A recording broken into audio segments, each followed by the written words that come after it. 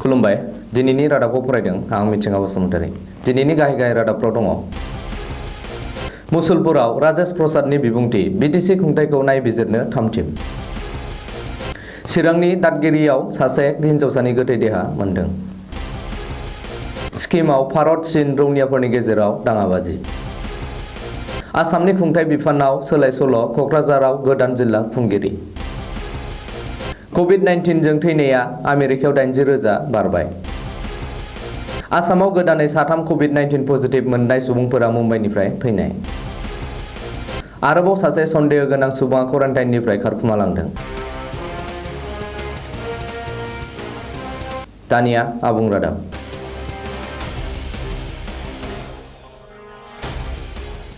बाबेन लांनाय बिटिसि खुंथायनि माखासे बिफानारि आरो रांखान्थियारि बिथिंखौ संदाननानै नायबिजिरनो थामथिम खालामदों बिटिसि गभर्नर खुंथायनि गोदानै बिबान मोननाय खुंगिरिया। बाक्सा जिल्लानि सदर थावनि मुसलपुराव सनिबारखालि बिटिसि गभर्नर खुंथायनि खुंगिरि राजेश प्रसादआ नुजाथिनानै जिल्लानि गुबुन गुबुन बिफाननि गाहाय बिबानगिरिफोरखौ सावरायलायो आरो बिटिसि खुंथायनि माखासे रांखान्थियारि बिथिंखौ नायबिजिरनाय जागोन होननानै बुङो। 27 एप्रिलखालि बिपिएफनि बिटिसि खुंथायखौ गभर्नरआ गावनि आखायाव लानाय उनाव बिटिसिखौ खुंनो बिबान मोननाय आइएएस राजेश प्रसादआ सनिबारखालि बाक्सा जिल्लानि सदर मुसलपुराव जिल्ला बेंगिरिनि मावख'आव नुजाथिनानै जिल्लानि सुबुं देहा आरो बिरोंदामिन बिफान, आबाद बिफान, हा जौगाखां बिफान, सुबुं अनसाइ बिफान, देहा बिफान आरो गुबुन गुबुन बिफाननि अफिसारफोरजों सावरायलायनानै बिफानारि हाबा-हुखाफोरनि बागै सुलाद लायो।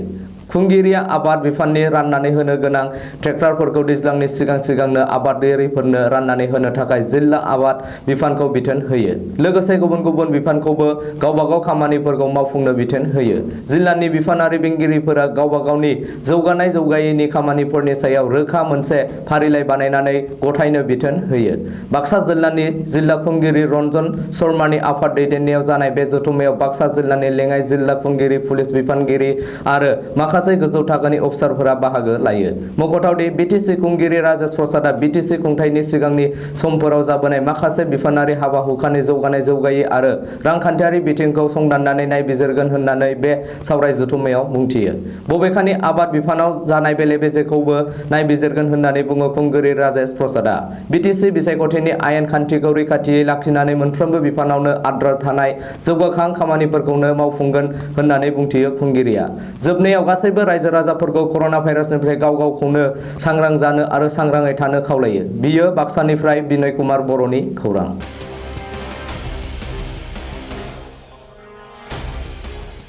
सनिबारखालि चिरां जिल्लानि दादगिरियाव सासे उन्दै हिनजावसानि गोथै सोलेर बोखांनो हायो। सुलुंनि बायदिब्ला थांनाय बिस्तिबारखालिनो रुनिखाता पुलिस स्टेशननि आवथायाव थानाय देवस्रि गणेशपुरनि सासे 10 बोसोर बैसोनि हिनजावसा गोमानानै दङमोन। न'नि मानसिया गामिनि मानसिफोरखौ लानानै नागिरबाय थासेयावबो मोनियाव शुक्रबारखालि गोमानायनि बागै मोनसे एफआइआर होनाय जादोंमोन।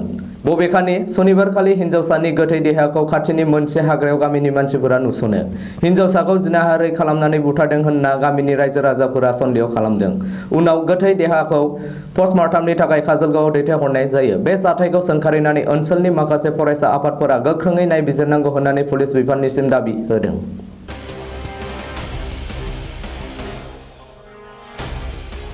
सिक्किमाव भारत-चीन सिमनायाव भारत आरो चीननि रौनियाफोरनि गेजेराव दाङाबाजि जानायनि खौरां मोन्दों। सुलुंनि बायदिब्ला नर्थ सिक्किमनि भारत-चीन सिमनायाव जानाय दाङाबाजियाव फारनैथिंनिबो रौनियाफोरा सरासनस्रा जखम जायो। मख'थावदि गोलाव समनि उनाव सिक्किमाव भारत-चीन रौनियाफोरनि गेजेराव फिन दाङाबाजि सोमजिदों। थांनाय 2007 मायथाइयावबो सिक्किमाव भारत-चीन रौनियानि गेजेराव दाङाबाजि जादोंमोन।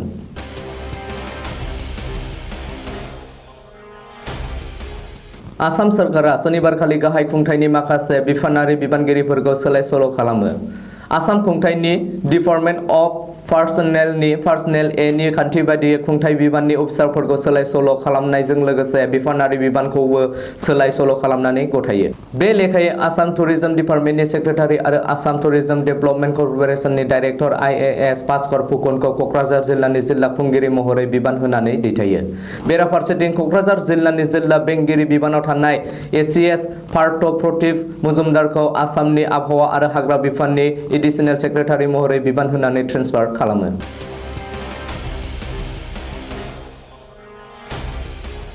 कभिड-19 सन्देरजानायनि जिउ खोमानांनाया आमेरिकायाव सा 80,000निबो बारबाय आरो सन्देरजानाया 13,40,000निबो बांसिन जाबाय। बेराफारसेथिं भारतआव कभिड-19 जों थैनाया 2,000नि गोजौआव थांबाय आरो सन्देरजानायाबो 62,000निसिम दावखोलांबाय।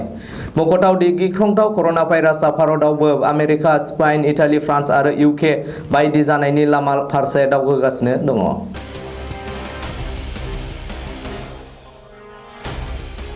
शनिबारखालि आसामाव आरोबाव कभिड-19 पजिटिभ मोननाय सा 3 सुबुंफोरा मुम्बाइनिफ्राय फैदों। बेनि बागै सावस्रि मन्थ्रि हिमन्त बिश्व शर्माया टुइट खालामना फोरमायथिनाय बायदिब्ला गोदानै सा 3 सुबुंनाव कभिड-19 पजिटिभ मोननाय सुबुंफोरा प्रपार पारमिसन लानानै गंसे एम्बुलेन्सजों मुम्बाइनिफ्राय फैदोंमोन। बेनिनो सासेया मुम्बाइनि एम्बुलेन्स ड्राइभार आरो गुबुन सानैया जरहाटनि। रिपर्टनि बायदिब्ला मुम्बाइआव ब्लाड केन्सार बेरामनि फाहामथाय लाहैनाय जरहाटनि सासे बेरामि आरो बिनि फिसाज्लाखौ आसामाव लाबोनो जुनै मुम्बाइनि एम्बुलेन्सखौ आसामाव हाबफैनो गनायथि होदोंमोन। बबेखानि आसामनि रायजोआरि सिमनायाव कभिड-19 टेस्ट खालामनायनि खाबु गैया होननानैबो हिमन्तआ टुइट खालामदों।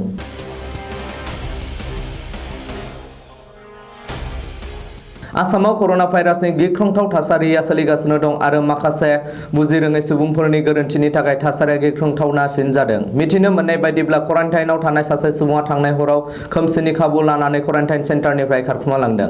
बे जाथाया जादों सिङिमारि क्वारेन्टाइन सेन्टाराव। बबेखानि क्वारेन्टाइननिफ्राय खारखोमालांनाय सुबुंखौ सोनाब बेंगलनि रुरेश साहानि होननानै मिथिनो मोन्दों। मख'नो गोनांदि क्वारेन्टाइननिफ्राय खारखोमालांनाय सुबुंखौ गोख्रोङै नागिरनानै हाज'नि बिहदियायाव हमना मोनफिनदों होननानैबो मिथिनो मोननाय जादों।